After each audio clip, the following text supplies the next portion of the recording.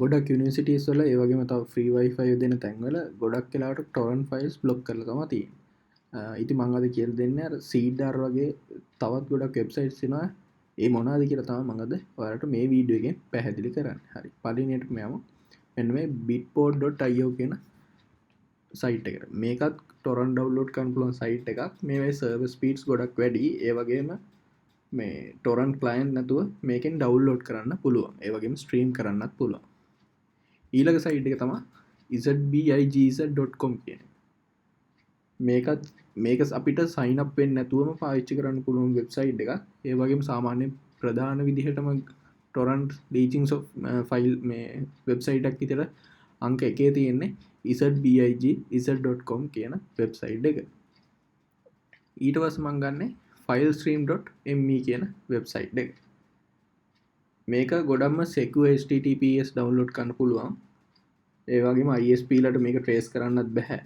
Torrent එකේ file select ඕන විදිහට සිලෙක්ට් කරලා අපිට ඩවුන්ලෝඩ් කරන්න පුළුවන් හැකියාව තියෙනවා.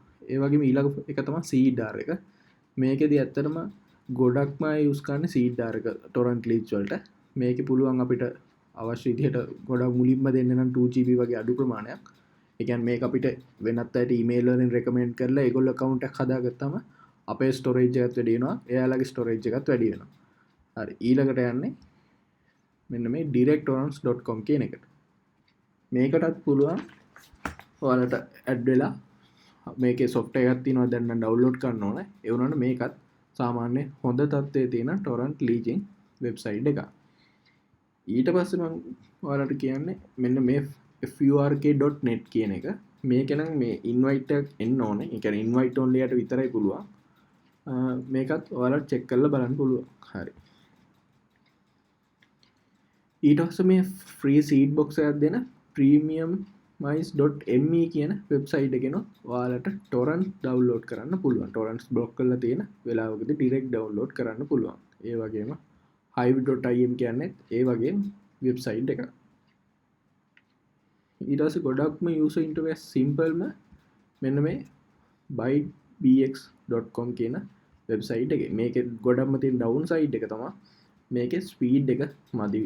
නැත්තම් අනිත් මේකේ ටොරන්ට්ස් දවස් 5ක් වෙනකන් තියාගන්නත් පුළුවන්. මේකත් ෆ්‍රී වෙබ්සයිට් එකක්. හරි. ඊළඟට මෙන්න මේ ZL box කියන software මේ වෙබ්සයිට් එක. මේකේ අර කලින් අර කිව්වා වගේ work.net එක වගේ ඒ කියන්නේ invites ඕනේ නැහැ. මේක නිකම්ම මේ ඩවුන්ලෝඩ් කරන්න පුළුවන්. ඒ වගේම ස්ක්‍රීන්ෂොට් සහ වීඩියෝ එක වෙනම ප්‍රීවිව් කරන්න පුළුවන්. අපි මොකද්ද ඩවුන්ලෝඩ් කරන වීඩියෝ එක කියලා. ඒ වගේ මේක ඇතුළේ තියෙනවා ස්ක්‍රීන්ෂොට් මගිනුත් ප්‍රිවිව්ස් මගිනුත් බලන්න පුළුවන්. ඊට පස්සේ මෙන්න මේ ZXC ෆයිල්ස් කියන එක.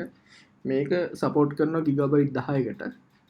මේකත් ගොඩක් ප්‍රසිද්ධ ටොරන්ට් ලීචින් වෙබ්සයිට් එකක්. හරි.